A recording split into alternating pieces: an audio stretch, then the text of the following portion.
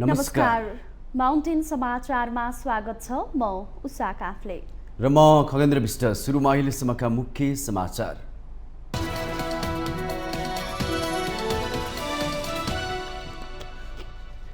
पुस्तक विमोचन कार्यक्रममा दिएको अभिव्यक्तिमा आफ्नो कमजोरी भएको प्रधानमन्त्री प्रचण्डद्वारा संसद समक्ष स्वीकार। प्रतिपक्षले माग्दैमा राजीनामा दिनुपर्ने हो भन्दै प्रश्न।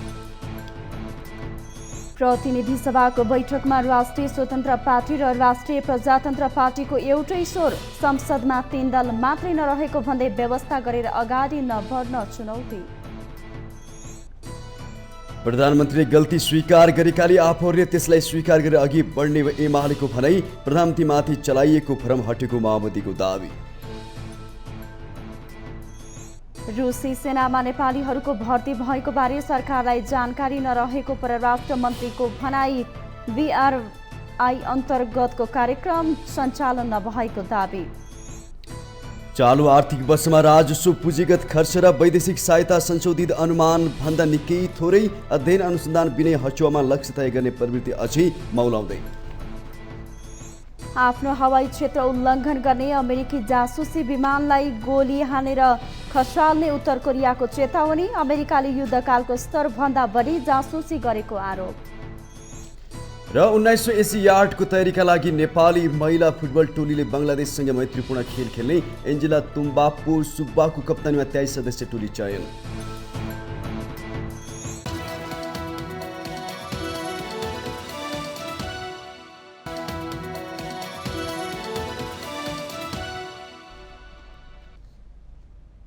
अब समाचार विस्तारमा। प्रधानमन्त्री पुष्पकमल दाहाल प्रचण्डले एक पुस्तक विमोचन कार्यक्रममा दिएको अभिव्यक्तिमा आफ्नो कमजोरी भएको स्वीकार गर्नु भएको छ। आफूलाई प्रधानमन्त्री बनाउन प्रीतम सिंह धेरै पटक भारत गएको भन्ने अभिव्यक्तिका कारण नेकपा एमाले संसद अवरुद्ध गरेपछि उहाँले संसदको रोस्टममा उभिएर सोमबार स्पष्टीकरण दिनु भएको हो। आफ्नी जेठी छोरी ज्ञानु क्यान्सरका कारण जीवन मरणको दोसाध्वमा रहेका बेला सिंहको दिल्ली स्थित घरमा बसेर उपचार गराएको प्रधानमन्त्री प्रचण्डले स्मरण गर्नुभयो। त्यस क्रममा सिंहले प्रधानमन्त्री तपाईँ नै हुनुपर्छ भनेको भन्दै उहाँले आफूले प्रधानमन्त्री बनाइदिनुहोस् भनेर नभनेको प्रश्न पार्नुभयो। प्रधानमन्त्रीको हैसियतमा आफूले त्यस्तो नबोल्नु पर्ने स्वीकार गर्दै प्रचण्डले त्यो दिन प्रधानमन्त्री नभई ज्ञानुको बुबा भएर बोलेको बताउनुभयो। स्वभावजन्य भावुकताका लागि आत्मसमीक्षा गरेको उहाँको भनाइ थियो। यो तहको भावुकता ठिक नभएको निष्कर्षमा म पुगेकै छु। यो भावुकताले काम दिँदैन भन्ने निष्कर्षमा म पुगेकै छु। तर स्वभाववश म अन्तर्मनको आवाजतिर फर्किहाल्दो रहेछु। मनभित्र कुनै मैलो छैन। नियत सफा छ भने भित्र र बाहिरका अभिव्यक्तिहरू समान हुँदा रहेछन्।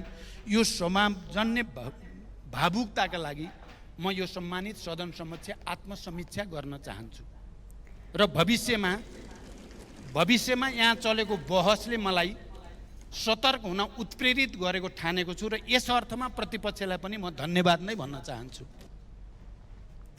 प्रधानमन्त्री प्रचण्डले प्रमुख प्रतिपक्षीले माग्ने बित्तिकै राजीनामा दिनुपर्ने हो भनेर प्रश्न गर्नुभयो। स्पष्टीकरणको मौका नदिई राजीनामा माग्नु नै लोकतन्त्र संसदीय मान्यता हो त उहाँको जिज्ञासा थियो।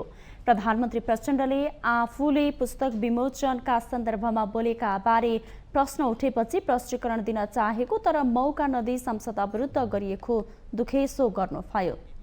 आफ्नो व्याख्या विश्लेषण दिने अवसर सबभन्दा ठुलो कुरा थियो। अहिले यहाँ मान्य सदस्यहरूले भर्खरै बोल्दा स्पष्ट पार्न पर्दैन भनेर बडो गम्भीर ढङ्गले बोल्नुभयो। म त सुरुदेखि स्पष्ट पार्नको लागि पर्खेर बसेको थिएँ। मलाई थाहा छैन किन संसद अवरुद्ध गरियो। राजीनामा नआएसम्म संसद चल्न दिइँदैन किन भनियो मैले बुझ्न सकेको छैन। के यही हो संसदीय अभ्यास? विवादास्पद अभिव्यक्तिबारे स्पष्टीकरण दिँदै प्रधानमन्त्री प्रचण्डले आफू अब लामो समय प्रधानमन्त्री हुन्छु भन्ने विश्वास नरहेको बताउनुभयो। सधैँको लागि प्रधानमन्त्री भएको होइन भनेर आफू जानकार रहेको भन्दै अहिले पनि लामो समय प्रधानमन्त्री हुन्छु भन्ने नलागेको, तर जति समय पदमा रहन्छ त्यति बेलासम्म जनताको पक्षमा काम गरेर देखाउने उहाँको भनाइ थियो। अहिले पनि म लामो प्रधानमन्त्री हुन्छु भन्ने मलाई छैन। जति दिन हुन्छु यो पटक मैले राष्ट्रको पक्षमा र जनताको पक्षमा काम गरेरै देखाउनु पर्छ भन्ने, त्यो बाहेक मसँग केही पनि छैन। प्रधानमन्त्री प्रचण्डले पुस्तक विमोचनका क्रममा बोलेको भाषाबाट पढ्न गएको असहजताप्रति दुःख व्यक्त गर्दै संसदमा बोलेको कुरालाई आधिकारिक मान्न आग्रह गर्नुभयो। प्रधानमन्त्रीको स्पष्टीकरणसँगै अवरुद्ध संसद सुचारू भएको छ। प्रतिनिधि सभाको अर्को बैठक असार 29 गते बस्नेछ।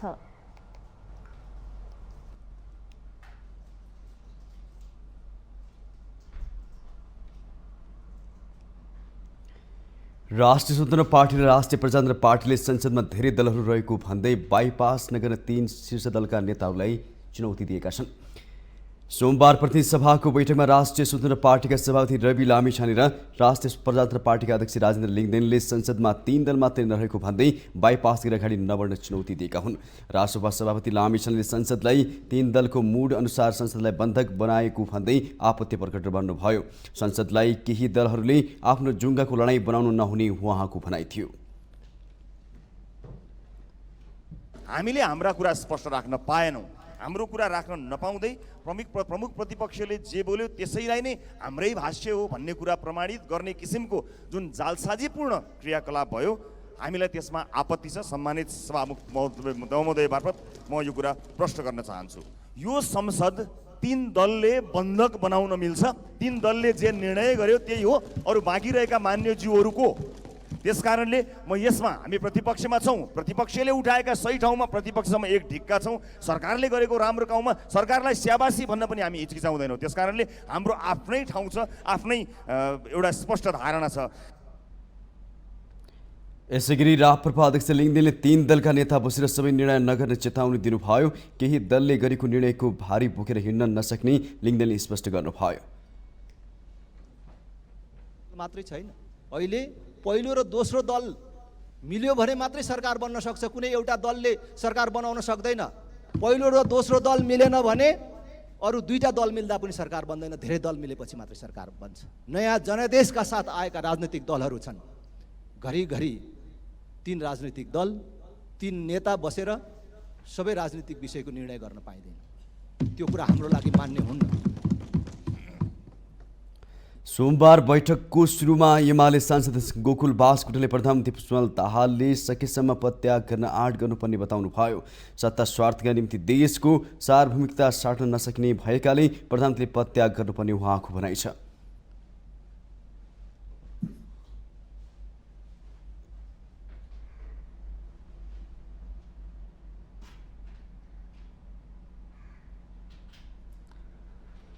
कोशी प्रदेशको सन्दर्भमा समेत त्यहाँको सरकार कुगर्ने काम गर्यो, राजनीति कुगर्ने काम गर्यो, संविधान च्यात्ने काम गर्यो। हिजो के भन्नुभएको थियो? आज सम्झिनु पर्दैन? आज थाहा हुँदैन? एक मागले जाडो जाँदैन, राजनीतिमा एकले अर्कालाई वाच गरिरहेको हुन्छ भन्ने कुरा स्मरण गराउन चाहन्छु। उहाँले राजीनामा दिनुपर्छ। अभ्यासहरूले, कुराहरूले, लघुतावासले, आत्मसमर्पणवादले राष्ट्रिय आत्मसमर्पणवाद स्वीकार्य छैन। त्यसकारण प्रधानमन्त्रीज्यूले संसदलाई स्पष्ट पार्नु पर्दछ र उहाँले सक्नुहुन्छ भने देशको लागि उभिने आँट गर्नुहोस्, पद छोडिदिनुहोस्। सत्ता स्वार्थको निम्ति देशको सार्वभौम सत्ता साटिँदैन, यही भन्न चाहन्छु सभामुख महोदय। हाम्रो भनाइ यही हो। यतिकै गरी चाहिँ सांसद बासकोटाले प्रधानमन्त्रीको व्यवहार, अभ्यास र आत्मसमर्पणवाद देशको हितमा नरहेकाले संसद र देशवासीलाई विश्वासमा लिने गरी अभिव्यक्तिको स्पष्टीकरण दिनका लागि संसद सुचारू गराएका स्पष्ट पार्नुभयो।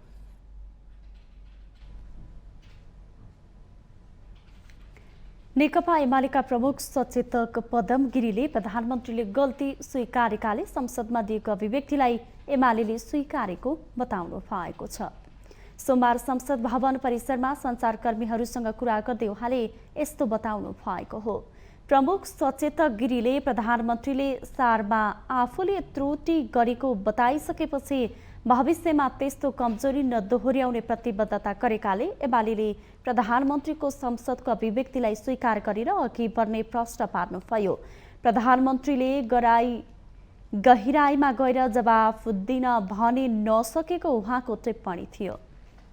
त्यसको गुण गहिराईबाट उहाँले जवाफ दिनु पर्थ्यो। मेरो बुझाइमा त्यो गहिराईबाट आएको चाहिँ छैन, तर अनेक हिसाबले त्यसलाई चाहिँ टालटुल गर्ने कोसिस चाहिँ उहाँले गर्नु अवश्य पनि भएकै हो।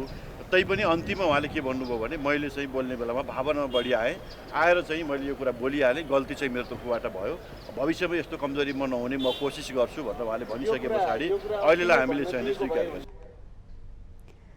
तर नेकपा एमालेका सांसद रघुजी पन्तले भने प्रधानमन्त्री प्रचण्डले अभिव्यक्ति गलत थियो भनेर स्वीकारेपछि नैतिकताका आधारमा राजीनामा दिनुपर्ने बताउनुभयो। जनताको बीचमा राजनीतिक दलहरूको बीचमा व्यापक छलफल हुनुपर्छ र प्रधानमन्त्रीले बोलेको कुरा गलत थियो भन्ने कुरा साबित गर्नुपर्छ। त्यो हैसियत भन्ने हाम्रो मान्यता थियो, त्यो कुरा हामीले साबित गर्यौँ। प्रधानमन्त्रीले आज उभिएर भन्नुभयो मैले प्रधानमन्त्रीको रूपमा जे बोले त्यो नबोल्नु पर्थ्यो, म त्यसलाई रियलाइज गर्छु भनेपछि बोरल्ली हाम्रो विजय भयो। नैतिक रूपले हामीले आफ्नो कुरालाई इस्टाब्लिस गर्यौँ। उता नेकपा माओवादी केन्द्रका सांसद लेखनाथ दाहालले भने प्रधानमन्त्रीमाथि चलाइएको भ्रमहरू हटेको दावी गर्नुभयो।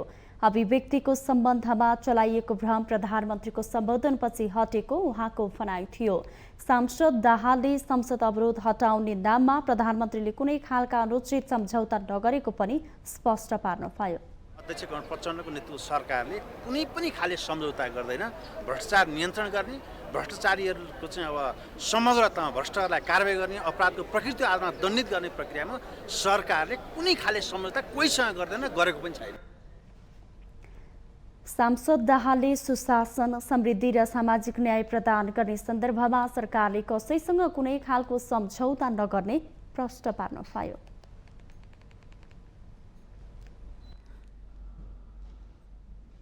संसद अवरोधको नयाँ रेकर्ड बनाउने प्रमुख प्रतिपक्षी दल नेकपा एमाले यसपटक भने एकसाथ नबित्दै खुलाउन तयार भएको छ। गत असार 18 गतेको प्रधानमन्त्री पुष्पकमल दाहाल प्रचण्डको अभिव्यक्तिलाई लिएर एमाले उहाँको राजीनामा माग्दै संघीय संसदको दुवै सदन अवरुद्ध गरेको थियो। नेकपाले प्रधानमन्त्रीको राजीनामा मागेर संसद ठप्प बनाएको यो पहिलो पटक भने होइन। अघिल्लो संसदमा पनि 2 अधिवेशनमा नेकपा एमाले 8 महिनासम्म संसद अवरुद्ध गरेको थियो। 2078 भदौ 23 गतेबाट सुरु 9 अधिवेशन 2078 कार्तिक 11 गतेसम्म 51 दिन चलेको थियो। ती सबै बैठकमा एमाले बेल घेराउ गर्दै नाराबाजी गरेको थियो।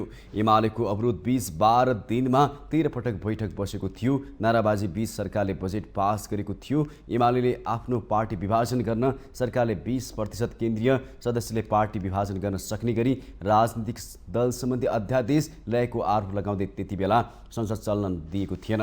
पार्टीले कारबाही गरेकालाई संसदमा सहभागी गराएको भन्दै सभामुखले राजीनामा दिनुपर्ने उसको अडान थियो। विरोध 2078 चैतसम्मै रह्यो, अवरोध निरन्तर जारी रह्यो। 2057 सालमा काङ्ग्रेसका सभापति समेत रहनुभएका तत्कालीन प्रधानमन्त्री गिरिजाप्रसाद कोइरालाको राजीनामा माग गर्दै 57 दिन संसद अवरुद्ध गरेको थियो। 2057 माघ 26 गतेदेखि सुरु भएको संसदको अधिवेशनमा नेकपा एमाले लाउडा जहाज प्रकरणलाई लिएर संसद अवरोध गरेको थियो। त्यो क्रममा 57 दिनसम्म चल्यो। 2057 फागुन 8 गते तत्कालीन पर्यटन तथा नागरिक उड्डयन मन्त्री ओमकार श्रेष्ठलाई रोस्टरमा जान नदिन खोज्दा झडपको स्थिति सिर्जना भएको थियो। मन्त्री श्रेष्ठ र तत्कालीन एमाले सांसद राजेन्द्र पाण्डेबीच हात हालहालको अवस्था सिर्जना भएपछि बैठक रोक्नु परेको थियो।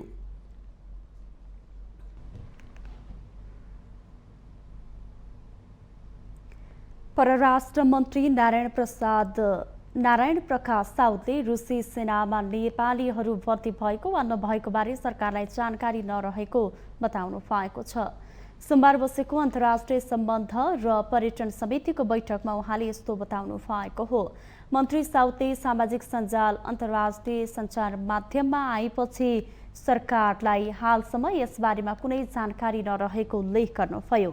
यसबारेमा जानकारी लिनका लागि सरकारले मस्को स्थित दूतावासमा आवश्यक रिपोर्ट गर्ने निर्देशन दिइसकेको उहाँको भनाइ छ।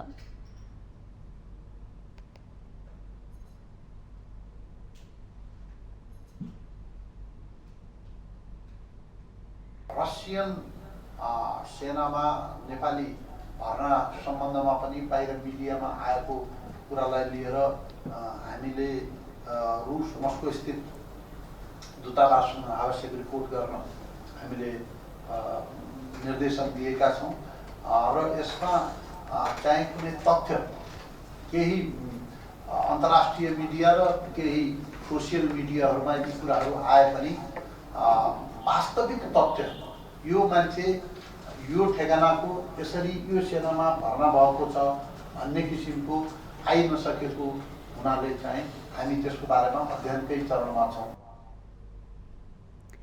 मन्त्री साउदले हालसम्म VRI परियोजना अन्तर्गतका कुनै पनि कार्यक्रम नेपालमा सञ्चालन नभएको दावी गर्नुभयो। चीन सरकारसँग VRI का लागि नेपालले 2017मा सम्झौता गरेको थियो, तर त्यसपछि VRI अन्तर्गत कुनै पनि योजना नेपालमा अघि नबढेको सरकारले बताएको छ। तर पछिल्लो समय चिनिया राजदूत छन सोङले पोखरा अन्तर्राष्ट्रिय विमानस्थल VRI परियोजना अन्तर्गतको भएको दावी गर्दै आएपछि नेपालमा बहसको विषय बनेको थियो। समितिको बैठकमा मन्त्री साउदले VRI अन्तर्गत हालसम्म कुनै योजना नेपालमा सुरु नभएको र कार्यान्वयनको सन्दर्भमा अहिले सरकार छलफलमा रहेको जानकारी दिनुभयो। उठाउनु भएको छ VRI का बारेमा 2017मा नेपालले चीन सरकारसँग MOU गरिसकेको छ र त्यसपछि यसको कार्यान्वयनको सन्दर्भमा थप हामीहरू चाहिँ छलफलको क्रममा छौँ। अहिलेसम्म कुनै पनि योजना यो कार्यक्रम अन्तर्गत नेपालमा सुरु भएको छैन। मैले चाहिँ यो कुरा हाउसमा पनि संसदमा पनि मैले राखिसकेको छु। बैठकमा नेपाली कांग्रेसका सांसद एवं पूर्व परराष्ट्र मन्त्री डाक्टर नारायण खड्काले देशको राजनीति परिस्थिति सुदृढ नभई परराष्ट्र नीति बलियो हुन नसक्ने बताउनुभयो। नेपालमा युरोप र अमेरिकाको चासो बढिरहेको उहाँको भनाइ थियो। मन्त्रालय काम कारबाहीको रूपमा ब्रिफिङ गर्ने कुराहरू किनकि चाहिँ बाहिर मन्त्रीले जतिखेर पारित कुरा उठाएर यो वस्तु हो भन्ने कुरा पनि होइन, मन्त्रीले सधैँभरि मन्त्रालयको बारेमा बोल्ने कुरा पनि होइन। त्यस कारण त्यो प्रेस मिटको व्यवस्था मैले गरेको थिएँ। करिब 500 महिना त्यो प्रेस मिट थियो। म हिँडेपछि सायद अहिले के छ मलाई थाहा छैन। र त्यसै गरेर चाहिँ अब युएस र युरोपको चासो एकदम भयङ्कर रूपमा बढ्दैछ। त्यसलाई कसरी इन्डिया र चाइनाको एगेन्स्ट नहुने हिसाबले त्यसैसँग भनौँ न एक चाहिँ उनीहरूलाई पनि उनीहरूका इन्ट्रेस्टहरू के हुन् र इन्डिया र चाइनाकोलाई गुडविलमा राखेर हामीले उनीहरूलाई कसरी डिल गर्ने भन्ने कुराहरू छन्। अनेक खालका न्यारेटिभ्सहरू अनेक खालका कन्सेप्टहरू लिएर आउँछन्। सांसद खड्काले छिमेकी देशहरू चीन र भारतसँग सम्बन्ध नबिगारी अन्य देशहरूसँगको सम्बन्ध विस्तार गर्नुपर्नेमा जोड दिनुभयो।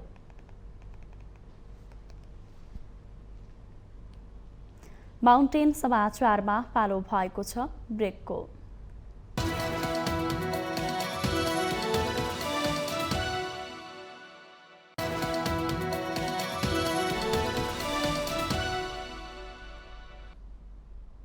ब्रेकपछि स्वागत छ बाँकी समाचार। प्रधानमन्त्री पुष्पकमल दाहाल प्रचण्डले भ्रष्टाचारका विरुद्ध र सुशासनका पक्षमा श्रम संस्कृतिको विकास गर्न आह्वान गर्नुभएको छ। सोमबार प्रधानमन्त्रीको सरकारी निवास बालुवाटारमा पुष्पलाल राष्ट्रिय पुरस्कार 2080 समर्पण समारोहमा प्रचण्डले सुशासनका पक्षमा श्रम संस्कृतिको विकास गर्न आह्वान गर्नुभएको हो। उहाँले समाजवादी संस्कृति निर्माणको कार्यभारलाई केन्द्रमा राख्दै भ्रष्टाचारका विरुद्ध र सुशासनका पक्षमा श्रम संस्कृतिको विकास गर्न आह्वान गर्नुभयो। संविधानले समाजवाद उन्मुख राज्यको संकल्प गरिसकेका कारण सिर्जनाहरू समेत त्यसैमा केन्द्रित रहनुपर्नेमा प्रधानमन्त्रीले जोड दिनुभयो। जनताको निकै ठुलो त्याग र बलिदानबाट निर्मित संविधानले समाजवाद उन्मुख राज्य निर्माणको संकल्प गरिसकेका कारण सृजनाहरू समेत समाजवादको वैचारिक एवं सांस्कृतिक आधार निर्माणमा केन्द्रित रहनुपर्नेमा सायदै हामी कसैको विमति होला। अन्त्यमा समाजवादी संस्कृति निर्माणको कार्यभारलाई केन्द्रमा राख्दै भ्रष्टाचारका विरुद्ध र सुशासनका पक्षमा श्रम संस्कृतिको विकास गर्न समेत यहाँहरू जस्ता स्रष्टाहरूबाट महत्त्वपूर्ण योगदान हुने विश्वास राख्दै आफ्नो मन्तव्य यही अन्त्य गर्दछु। कार्यक्रममा नेकपा एकीकृत समाजवादीका अध्यक्ष माधव कुमार नेपालले पुष्पलाल श्रेष्ठको योगदानलाई युवा पङ्क्तिमा पुर्याउन आवश्यक रहेको उल्लेख गर्नुभयो। उहाँले पुष्पलाललाई नेपालको राजनीतिमा शिखर व्यक्तित्वको रूपमा स्मरण गर्दै उहाँले कम्युनिस्ट आन्दोलनको जन्मदाता मात्रै नभई पुष्पलाल नेपालको लोकतान्त्रिक आन्दोलनको पनि उच्च व्यक्तित्व भएको बताउनुभयो।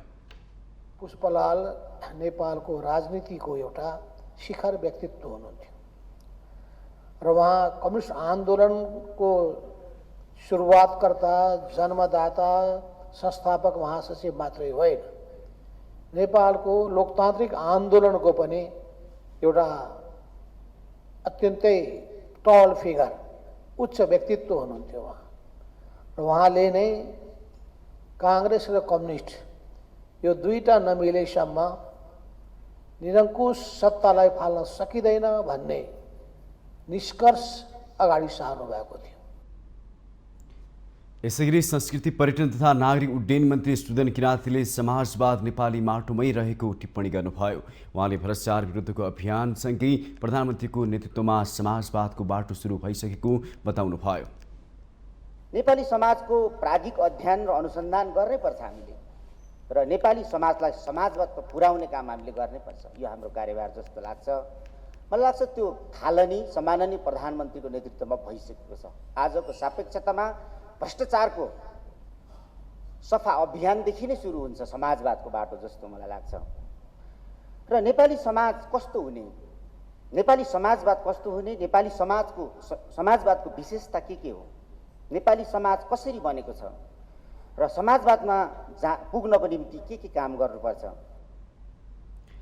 संस्कृति पर्यटन तथा नागरिक उड्डयन राज्यमन्त्री सुशीला सिरपाली ठकुरीले प्रधानमन्त्रीको अभिव्यक्तिलाई राजनीतिक दाउपेच बनाएर समाज निर्माण हुन नसक्ने बताउनुभयो। बोलेको कुरालाई हामीले 2 दिनपछि मिडियामा ल्याउने अनि त्यसलाई चाहिँ हामीले राजनीतिमा एउटा दाउपेचको कुरा गर्दाखेरि स्वच्छ समाज निर्माण गर्न सक्छौँ कि पुष्पलालले परिकल्पना गरेको समाज साँच्चै हामीले निर्माण गर्न सक्छौँ कि सक्दैनौँ भन्ने कुराको कहीँ न कहीँ चुनौती यति बेला आइपरेको छ। त्यस कारणले गर्दा आज सम्मानित हुने महान जुन पुरुषहरू आज हुनुहुन्छ, योगदानको आधारमा, इतिहासको आधारमा आज उहाँहरूले कुनै एउटा ठाउँमा बोल्नु भने समाज अब यसरी अगाडि बढ्नुपर्छ, राजनीति हो भनेर एउटा दृष्टिकोण, एउटा चाहिँ आदर्शका अथवा एउटा चाहिँ अनुभवका कुरा एउटा चाहिँ राखिदिनु भने मलाई लाग्छ यो चुनौतीहरू हट्दै जानेछन् र हामीले साँच्चै पुष्पलालले कल्पना गरेको समाज निर्माण गर्नेछौँ र आउने भविष्यले भन्ने छ हो राजनीति यस्तो हुनुपर्छ। पुष्पलाल राष्ट्रिय पुरस्कार 2080बाट कमल प्रसाद कोइराला, डाक्टर बालचन्द्र मिश्र र गोपाल प्रसाद थपलेलाई सम्मान गरिएको छ।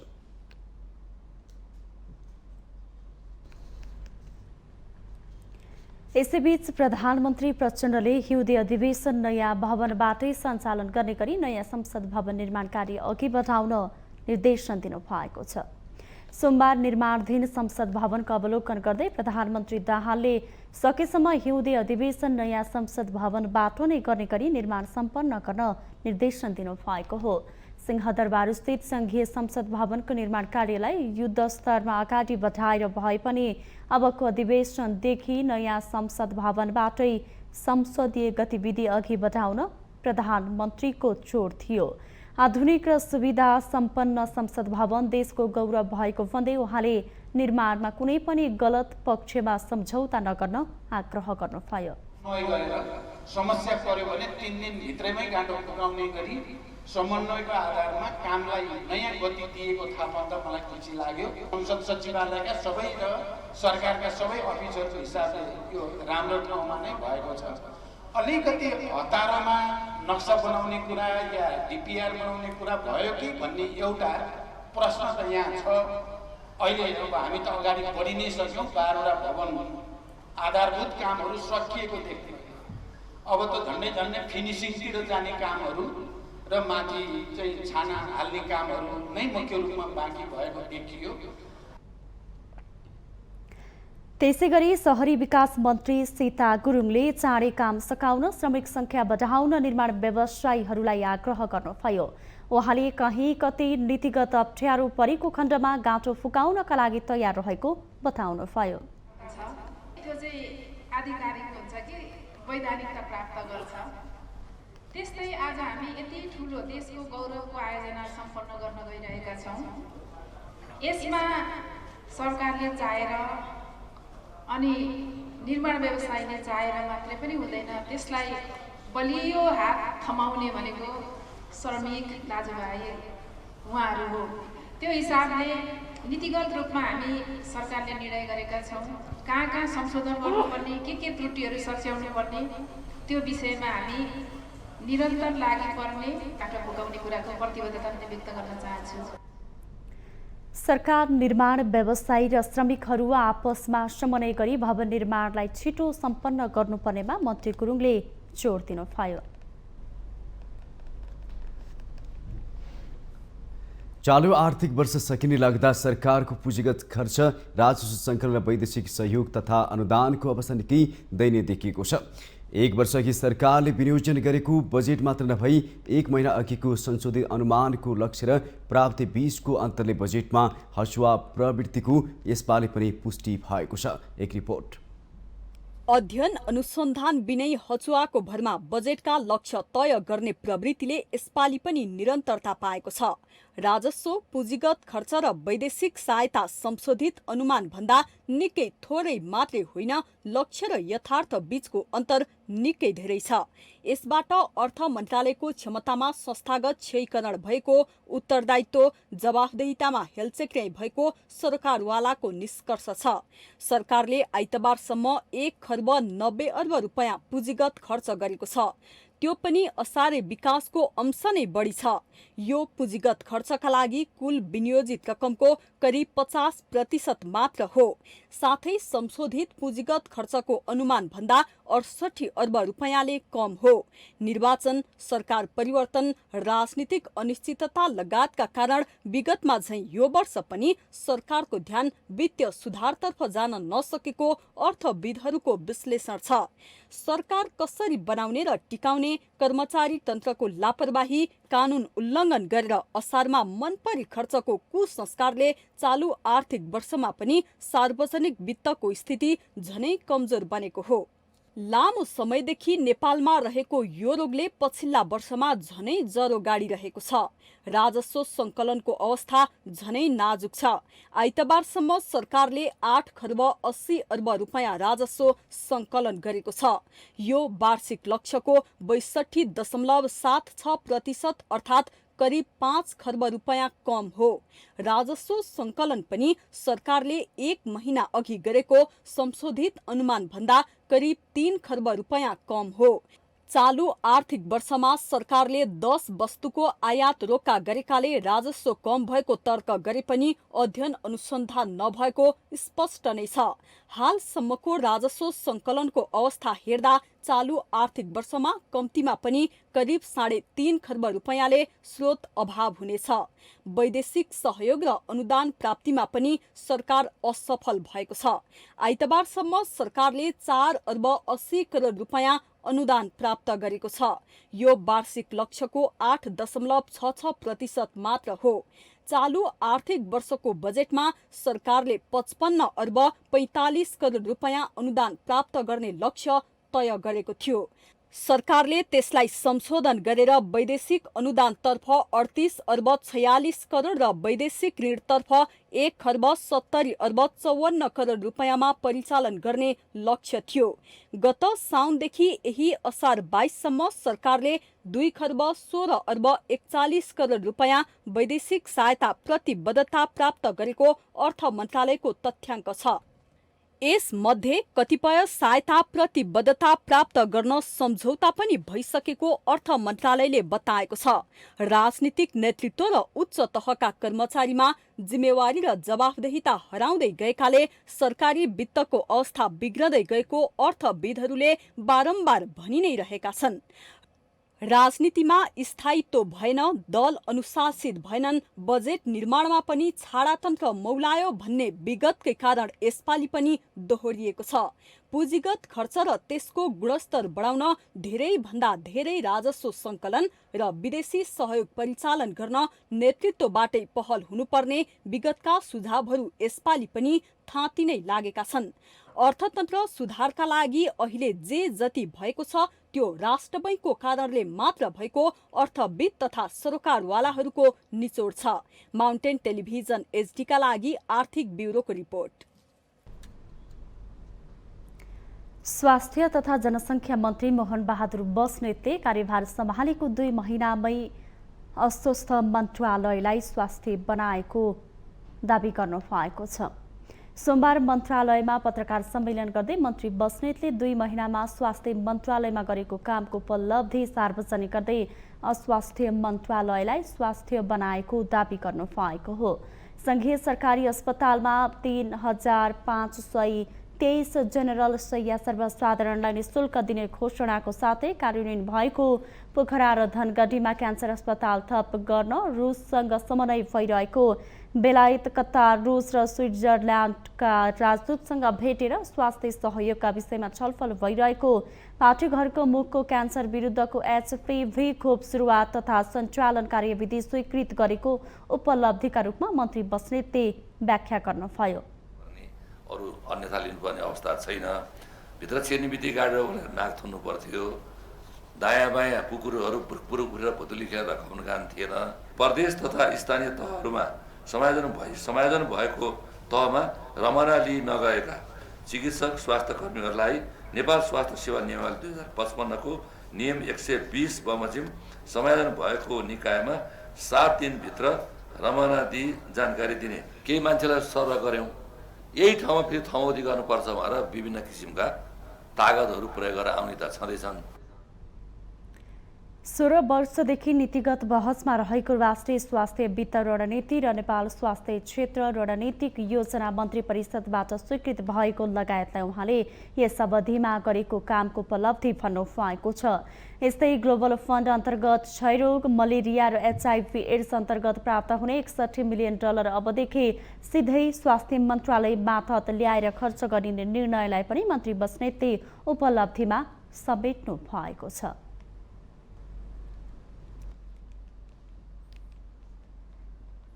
स्वास्थ्य सेवा विभागले डेङ्गु रोग नियन्त्रणका लागि सबैलाई आफ्नो ठाउँबाट भूमिका खेल्न आग्रह गरेको छ। स्वास्थ्य सेवा विभागका महानिर्देशक डाक्टर दिपेन्द्र रमण सिंहले डेङ्गु नियन्त्रणमा सबैको भूमिका महत्त्वपूर्ण हुने बताउनुभयो। उहाँले विभागले डेङ्गु नियन्त्रणका लागि आवश्यक तयारी राखेको भन्दै विभागको तयारी पर्याप्त नहुने उल्लेख गर्नुभयो। डेङ्गी नियन्त्रणका लागि घरभित्रैबाट प्रयास हुनुपर्ने भन्दै डाक्टर सिंहले घरमा सरसफाइमा ध्यान दिने, पानी जम्ने, खाल्डाखुल्डी नराख्ने तथा लामखुट्टेहरूको नष्ट पार्ने अभियान थाल्नुपर्ने सुझाव दिनुभयो। हामी सानो सानो रूपमा सबै ठाउँमा गरि पनि रहेछौँ होला। यो हामी अहिलेको बसाइ चाहिँ सबैले एकैचोटि देखिने गरी गरौँ। तपाईँको मान्छे, त्यसपछि भ्याक्टर र त्यो बिचमा रहने चाहिँ जुन कम्युनिकेसन छ अथवा चाहिँ एक किसिमको चाहिँ कम्युनिकेबिलिटी छ, त्यो चेनलाई ब्रेक गर्नुपर्छ। त्यो भनेको चाहिँ के हो भन्दाखेरि एउटा इन्फेक्टेड भ्याक्टर्सहरूलाई चाहिँ कम गर्दै लानु पर्यो र हामी पनि सुरक्षित हुनु पर्यो। डाक्टर विमला शर्मा चालिसले करिब 80% बिरामीहरूमा डेङ्गी लागे पनि कुनै लक्षण नदेखिने जानकारी गराउनुभयो। उहाँले करिब 10-15% बिरामीहरूमा सामान्य लक्षण मात्रै देखिने उल्लेख गर्नुभयो। डेङ्गीको औषधि नभएको भन्दै उहाँले लक्षण अनुसारको उपचार गर्ने भएकाले सचेत हुनुपर्ने उहाँको भनाइ छ। 54,000 केस हो भनेर हामी पनि मान्दैनौँ, किनभने डेङ्गीकै कुरा गर्ने हो भने नि 80% करिब 80% बिरामीहरूमा डेङ्गी लागे पनि कुनै लक्षण देखिँदैन। अब कुनै लक्षणै नदेखिएपछि बिरामी गएर जचाउने कुरै हुँदैन। बाँकी रहेको पनि अधिकांश बिरामीहरूमा चाहिँ करिब 10-15% बिरामीहरूमा चाहिँ सामान्य लक्षण मात्रै देखिन्छ। हल्का ज्वरो आउने, यसो जिउ दुखे जस्तो हुने, 2-3 दिन हुने, अनि अहिले हाम्रो चलनै छ 1-2 दिन ज्वरो आएर सन्चो भने भाइरल होला भन्ने होइन। हुन त डेङ्गी पनि भाइरसै हो, भाइरल आयो भने सन्चो हुने जाने त्यस्तो हुन्छ। अब बाँकी रहेको 1-2% जो सिभियर हुन्छ, करिब 5% जुन सिभियर हुन्छ त्यस्तो केसहरू, अथवा ज्वरो पनि अत्यधिक ज्वरो आउने, जिउ अत्यधिक दुख्ने, खान मन नलाग्ने, उल्टी हुने, शरीरभरि बिबिराहरू आउने, रातो रातो डाबरहरू आउने, त्यस्तो मान्छे आतिर जुन अस्पताल आउँछ त्यसलाई सिभियर डेङ्गीहरू भनेर भन्छौँ। टाइपले पनि इन्फेक्सन गर्दैन भनेको, तर त्यसपछि यदि अर्को सेरोटाइपले इन्फेक्सन भयो भने त्यस्तो बिरामीहरू चाहिँ सिभियर हुने चान्स चाहिँ बढी हुन्छ भनेको। स्वास्थ्य सेवा विभागले यस वर्ष पनि डेङ्गीको रोकथाम तथा नियन्त्रणका लागि आफ्नो तयारी अवस्थामा रहेको जनाएको छ।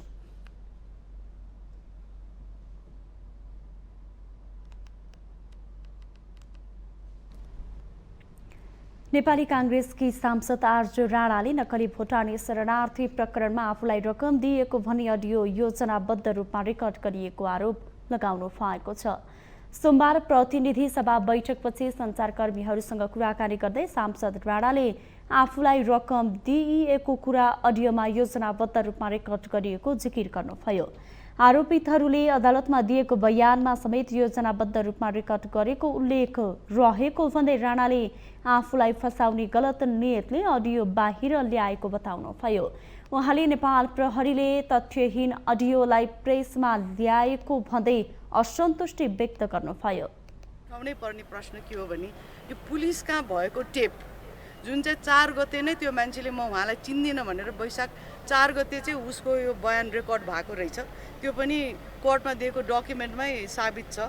4 गते उसले म चिन्दिनँ भनेको टेप 16 गते कसरी पुलिसबाट बाहिर आयो, यो मेरो लागि पनि ठुलो क्वेसन हो। र आज जनता भोलि कसैलाई साजिसमा फसाउने हो भने जब यो गलत हो भनेर थाहा पाउँदै किन बाहिर प्रेसमा लिक भयो भन्ने कुरा चाहिँ प्रश्न चिन्ह मेरो मनमा पनि छ। उहाँले अमरेश कुमार सिंह विरुद्ध आफूले मानहानिको मुद्दा दर्ता गराएको प्रसङ्ग निकाल्दै आफूमाथि लगाइएको आरोपहरू पुष्टि गर्न चुनौती दिनुभयो।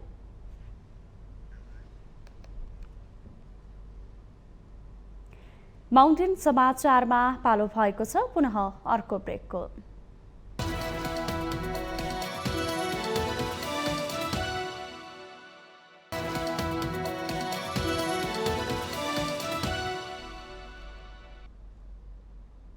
ब्रेकपछि स्वागत छ। बाँकी समाचार। संघीय संसदमा रहेको मिटर ब्याज सम्बन्धी समस्या समाधान गर्न ल्याइएको अध्यादेश गत बुधबार निष्क्रिय भएपछि मिटर ब्याज पीडितमा यति बेला निराशा छाएको छ। साहुहरूको ज्यादतीबाट मुक्त भइन्छ कि भन्ने आशा उनीहरूकोमा थियो र त्यो आशामा तुषारपात भएको छ। एक रिपोर्ट। ऋणको 4 गुणासम्म अवधि असुल्ने र जायजेता हडप्ने गरी फर्जी तमसुक बनाएर मिटर ब्याजी सुदखोरबाट प्रताडना खेप्दै आएका मधेसका विपन्न परिवारलाई सरकारले अध्यादेश ल्याएपछि न्यायको आश पलाएको थियो। मिटर ब्याजीबाट दिनदिनै घरमा आएर हुलहुज्जत मात्रै होइन इज्जतसँगै खेल्न थालेपछि मधेसका महिला पैदल मार्च गरी काठमाडौँ पुगेर धरना दिएका थिए। सरकारले बाध्य भएर छानबिन कार्यदल आयोग गठन गर्दै अध्यादेश मार्फत कानून बनाउने तयारी गरेको थियो। मिटर ब्याज पीडितको लामो संघर्षपछि सरकारले मिटर ब्याजलाई अनुचित लेनदेनका रूपमा कानूनी परिभाषा गरी दण्डनीय हुने व्यवस्था गर्न मौजूदा कानूनमा संशोधन गर्दै अध्यादेश जारी गरेको थियो।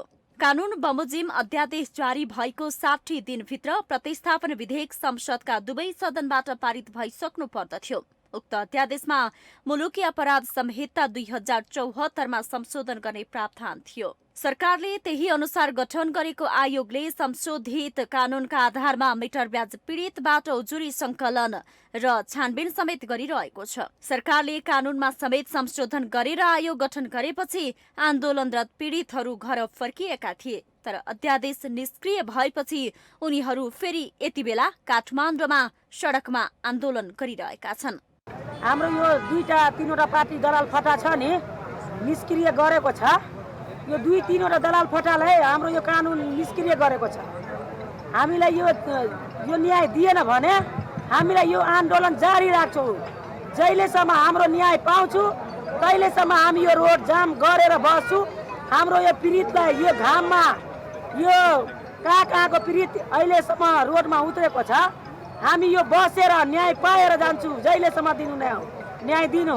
अब हाम्रो यहाँ सह महाजनहरू फेरि त्यतिकै गर्न थालेछ गाउँघरमा। अब यस्तो पीडितहरूको अब घर घर गएर फेरि पहिलाको जस्तै गाली गर्ने बेइज्जती गर्ने अहिले फेरि गरिरहेछ। त्यसैले चाहिँ हामी अब यहाँ सरकारसम्म आयौँ, फेरि हामी काठमाडौँसम्म आयौँ। हाम्रो अब जुन अध्यादेश हाम्रो थियो अध्यादेशहरूमा त्यो हाम्रो पारित गरिदियोस् हैन। हाम्रो कानुन हाम्रो पीडितको लागि पीडितको पक्षमा कानुन बनाओस् सरकारले। यता अध्यादेश निष्क्रिय भएपछि सरकारले उनीहरूलाई आश्वासन दिँदै जसरी पनि न्याय दिने बताएको छ। उपप्रधान एवं गृहमन्त्री नारायण काजी श्रेष्ठले पीडितहरूको धरना स्थलमै पुगेर आयोग मार्फत मिटर ब्याज पीडितहरूलाई न्याय दिने काम नरोकिने प्रश्न पार्नु भएको छ। उहाँले कतिपयले कब्जा गरेको घर जमिनहरू फिर्ता गरिसकिएको दावी गर्नुभयो। यो प्रकरणमा सरकारले धेरै उपलब्धि हासिल गरेकाले कसैले पनि रोक्न नसक्ने भन्दै पीडितहरूलाई गृहमन्त्री श्रेष्ठले आश्वस्त पार्नु भएको छ। हामी फरक फरक ठाउँमा भएर मिटरब्याजी पीडितहरूलाई न्याय दिने काम गरिराखेका छौँ। यो सामन्ती शोषणको निकृष्ट अवशेष हो मिटरब्याजीको शोषण। त्यसकारणले यो सामन्ती शोषणको अवशेषलाई अन्त्य गर्न सरकार प्रतिबद्ध छ। यसलाई कुनै पनि हात हामी रोक्ने छैनौँ। यसलाई अन्तिम सफलतासँग पुर्याइ छाड्नेछौँ। अनुचित लेनदेन सम्बन्धी जाँचबुझ आयोगका अध्यक्ष गौरी बहादुर कार्कीले मिटर ब्याज पीडितको पक्षमा कानून बनाउन ल्याएको अध्यादेश खारेज भए पनि आयोगलाई काम गर्न कुनै असर नपर्ने बताउनु भएको छ। आयोगमा मध्य प्रदेशका 8 जिल्लाबाट 18,021 सहित देशभरिबाट 24,000 उजुरी परेको र 1,270 उजुरीमाथि छलफल गरी मिलापत्र गराइएको जनाएको छ। उजुरी अनुसार ऋणीले 9 करोड मात्र कर्जा लिएको बताउँदा महाजनले 26 करोड ऋण दिएको दावी गरे पनि छलफलमा महाजनको ऋण 12 करोडमा आएको कार्कीले जानकारी दिनुभयो। मधेसमा मात्रै 1,038 उजुरीमा मिलापत्र भएको छ। महाजनबाट 30 किताब जग्गा ऋणीले फिर्ता पाएका छन्।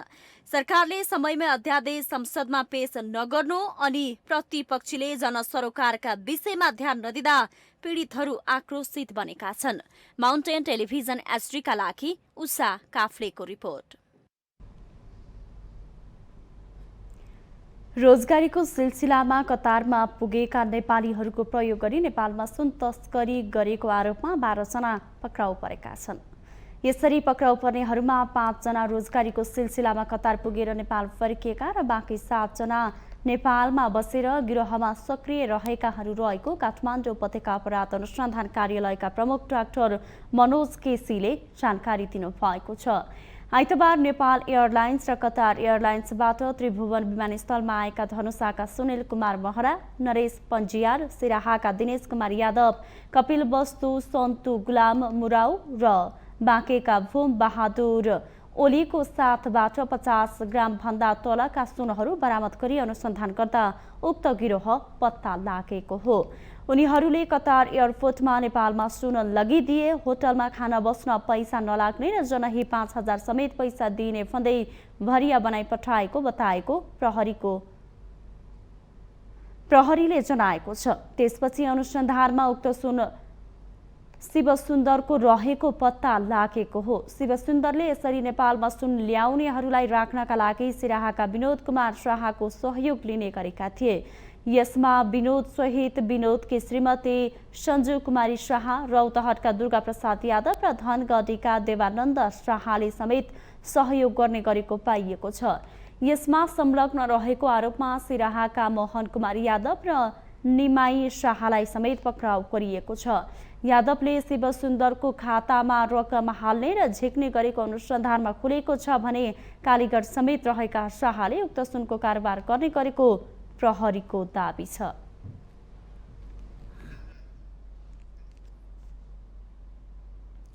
कोशी सरकार विरुद्ध नेकपा एमाले दिएको रिट सोमबार पनि सुनवाई भएन। तटस्थ भूमिकामा रहेका सभामुख बाबुराम गौतमको समेत समर्थन लिएर कांग्रेसका उद्धव थापा मुख्यमन्त्री नियुक्त भएपछि गत शुक्रबार एमाले संसदीय दलका नेता हिक्मत कुमार कार्कीले सर्वोच्च अदालतमा रिट दिनुभएको थियो। तर उक्त रिटमाथि आइतबार र सोमबार दुवै दिन सुनवाई हुन सकेन। आइतबार न्यायाधीश आनन्द मोहन भट्टराईको इजलासमा हेर्न नभइनेमा परेको सो रिट सोमबार न्यायाधीश सुषमा लता माथिमाको इजलासमा परेको थियो। तर सोमबार पनि उक्त मुद्दा हेर्न नभइनेमै र सुनवाई नभएको हो। एमाले तटस्थ भूमिकामा रहनुपर्ने सभामुखको समेत समर्थन लिएर मुख्यमन्त्री नियुक्त भएकाले उक्त नियुक्ति बदर गर्न परमादेशको आदेश माग गरेको छ।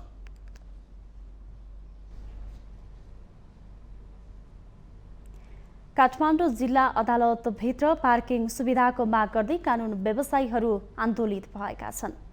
बबरमहल स्थित काठमाडौँ जिल्ला अदालत परिसरभित्र पार्किङ गर्न नदिएपछि कानुन व्यवसायीहरू आन्दोलित भएका हुन्। कानुन व्यवसायीले अदालत प्रशासनलाई आम सर्वसाधारणका लागि पार्किङको व्यवस्था गर्न ज्ञापन पत्र समेत बुझाएको छ। अदालतले भित्र र महानगरपालिकाले सडक पेटीमा पार्किङ गर्न नदिने हुँदा समस्या परेको भन्दै उनीहरूले क्यान्टिन हटाएर पार्किङ गर्न दिनुपर्ने माग गरेका छन्। अदालतले नक्सा पास बिनाको भवन बनाएर कानुनको धज्जी उडाएको उनीहरूको आरोप छ।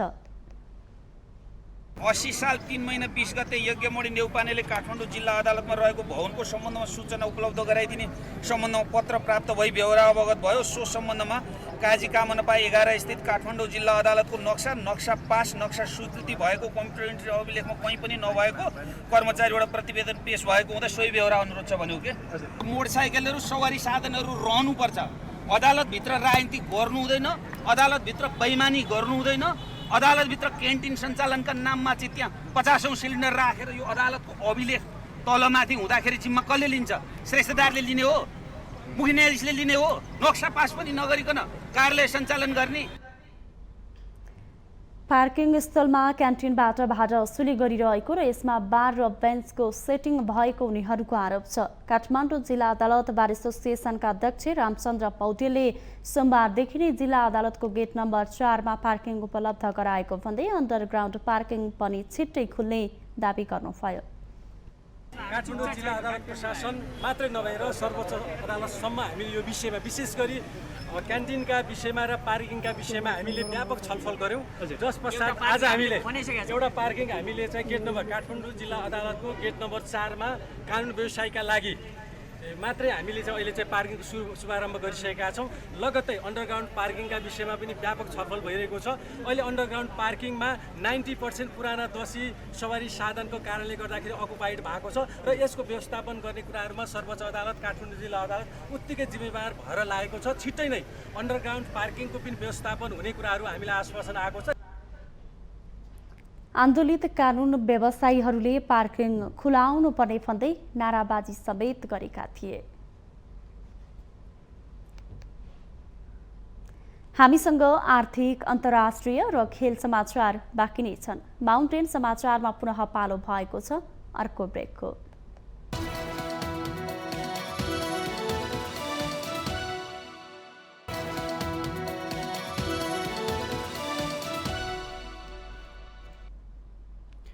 ब्रेकपछि स्वागत छ पालो आर्थिक समाचारको। आर्थिक समाचारको साथमा जगदम्बा सुपर साइन तथा ग्याल्बा प्लस जीवनभरको भरोसा। रिद्धि सिद्धि सिमेन्ट रोबोटिक ल्याबमा बनेको स्मार्ट सिमेन्ट।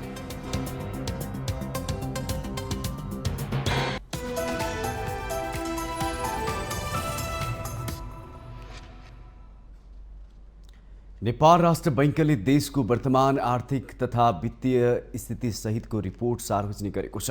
आर्थिक वर्ष 2079-80को 11 महिनाको तथ्याङ्कका आधारमा राष्ट्र बैंकले रिपोर्ट सार्वजनिक गरेको हो। जसअनुसार वार्षिक बिन्दुगत आधारमा उपभोक्ता मूल्य सूचाङ्कमा आधारित मुद्रास्फीति 6.83% रहेको छ। यस्तै आयात 16%ले, निर्यात 22.7%ले र कुल वस्तु व्यापार घाटा 15.2%ले घटेको छ। यसैगरी विप्रेषण आप्रवाह नेपाली रुपैयाँमा 22.7%ले र अमेरिकी डलरमा 13%ले बढेको बैंकले जनाएको छ। यस्तै शोधनान्तर स्थिति 2 खर्ब 28 अर्ब 98 करोडले बचतमा रहेको बताएको राष्ट्र बैंकले कुल विदेशी विनिमय सञ्चिति 11 अर्ब 30 करोड डलरमा रहेको जनाएको छ। विदेशी मुद्राको यो सञ्चितिले 9.6 महिनाको वस्तु तथा सेवा आयात धान्न पर्याप्त हुनेछ। यो मुद्राले 11.2 महिनाको वस्तु आयात धान्न सकिने क्षमता राख्छ। नेपाल राष्ट्र बैंकका अनुसार यो अवस्था बाह्य क्षेत्र व्यवस्थापनमा सहज मानिन्छ।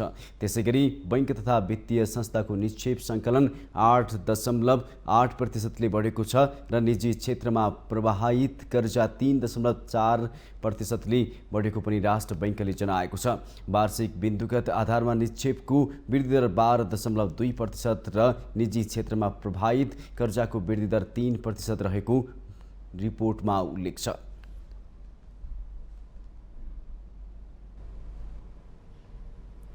अब पालो अन्तर्राष्ट्रिय समाचारको।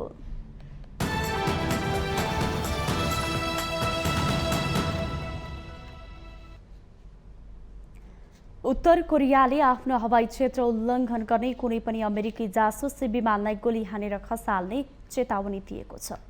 कोरियाले प्रायद्वीप नजिकै आणविक क्षेप्यास र पनडुब्बी तैनात गर्ने वासिङटनको योजनाको पनि उसले निन्दा गरेको छ।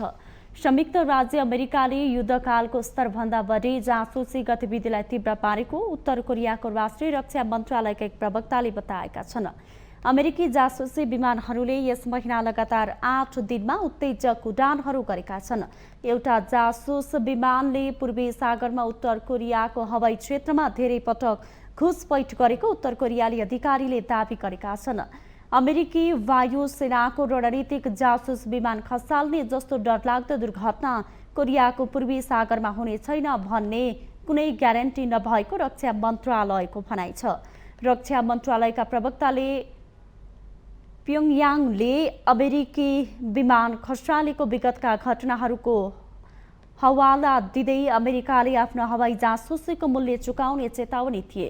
वक्तव्यमा कोरियाली प्रायद्वीपमा अमेरिकी रणनीतिक आणविक सम्पत्ति तैनात गर्ने योजनालाई उत्तर कोरियाका लागि सबैभन्दा अघोषित आणविक ब्ल्याकमेलिङको संज्ञा दिँदै यसले क्षेत्रीय र विश्वव्यापी सुरक्षाका लागि गम्भीर खतरा उत्पन्न गरेको उल्लेख गरिएको छ। उत्तर कोरियाले यस वर्ष आफ्नो सबैभन्दा शक्तिशाली अन्तर्महादेशीय ब्यालिस्टिक क्षेप्यास्त्रको परीक्षण गर्ने र मे महिनामा सैन्य जासुसी उपग्रहलाई कक्षमा स्थापित गर्ने प्रयाससहित धेरै प्रतिबन्धहरू तोड्ने प्रक्षेपणहरू गरेको छ।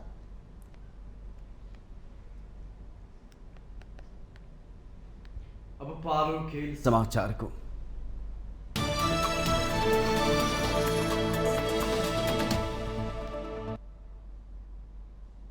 उन्नाइसौं एसियाडको तयारीका लागि नेपाली महिला फुटबल टोलीले बङ्गलादेशसँग मैत्रीपूर्ण प्रतिस्पर्धा गर्ने भएको छ। आगामी सेप्टेम्बर 23 देखि चीनको हाङझाउमा हुने 19औं एसियाडको महिला फुटबलको तयारीका लागि नेपाली महिला फुटबल टोलीले बङ्गलादेशसँग मैत्रीपूर्ण खेल खेल्ने भएको हो। नेपालले जुलाई 13 र 16 मा बङ्गलादेशसँग ढाकामा मैत्रीपूर्ण खेल खेल्नेछ। एन्जेला तुम्बापु सुब्बाको कप्तानीमा 23 सदस्यीय नेपाली टोली बङ्गलादेशमा मैत्रीपूर्ण खेल खेल्नेछ। प्रारम्भिक 30 सदस्यीय टोलीबाट 7 खेलाडीलाई हटाउँदै प्रशिक्षक थापाले अन्तिम टोलीको घोषणा गरेका हुन्।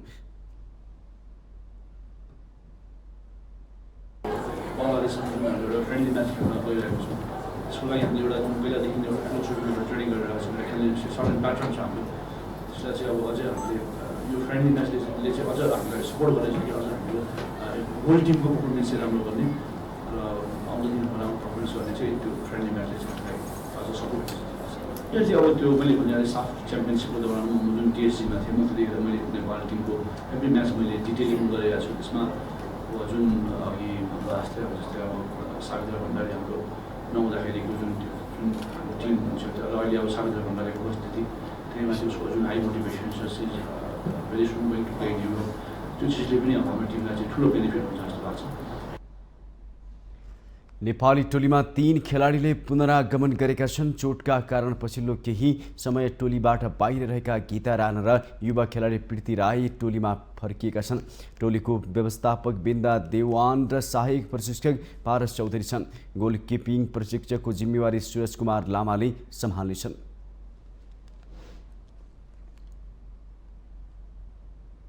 माउन्टेन समाचारमा पालो भएको छ ब्रेकको।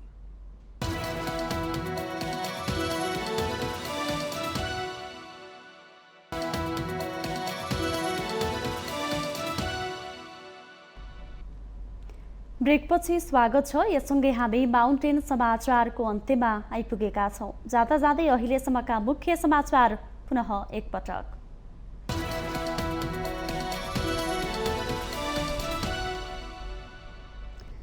पुस्तक विमोचन कार्यक्रममा दिएको अभिव्यक्तिमा आफ्नो कमजोरी भएको प्रधानमन्त्री प्रचण्डद्वारा संसद समक्ष स्वीकार। प्रतिपक्षले माग्दैमा राजीनामा दिनुपर्ने हो भन्दै प्रश्न। प्रतिनिधि सभाको बैठकमा राष्ट्रिय स्वतन्त्र पार्टी र राष्ट्रिय प्रजातन्त्र पार्टीको एउटै स्वर। संसदमा 3 दल मात्रै रहेको भन्दै व्यवस्था गरी अगाडि नबढ्न चुनौती। प्रधानमन्त्रीले गल्ती स्वीकार गरेकाले आफूहरूले त्यसलाई स्वीकार गरेर अघि बढ्ने एमालेको भनाई। प्रधानमन्त्रीमाथि चलाइएको भ्रम हटेको माओवादीको दावी। रुसी सेनामा नेपालीहरूको भर्ती भएको बारे सरकारलाई जानकारी नरहेको परराष्ट्र मन्त्रीको भनाई। BRI अन्तर्गतका कार्यक्रम सञ्चालन नभएको दावी। चालु आर्थिक वर्षमा राजस्व, पुँजीगत खर्च र वैदेशिक सहायता संशोधित अनुमानभन्दा निकै थोरै। अध्ययन अनुसन्धान बिनै हचुवामा लक्ष्य तय गर्ने प्रविधि अझै मौलाउँदै। आफ्नो हवाई क्षेत्र उल्लङ्घन गर्ने अमेरिकी जासुसी विमानलाई होली हानेर खसाल्ने उत्तर कोरियाको चेतावनी। अमेरिकाले युद्धकालको स्तरभन्दा बढी जासुसी गरेको आरोप। र 19औं एसियाडको तयारीका लागि नेपाली महिला फुटबल टोलीले बङ्गलादेशसँग मैत्रीपूर्ण खेल खेल्ने। एन्जिला तुम्बाम्पो सुब्बाको कप्तानीमा 23 सदस्यीय टोली चयन।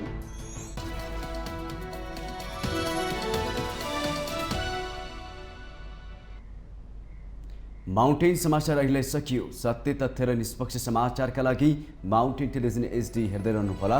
नमस्कार।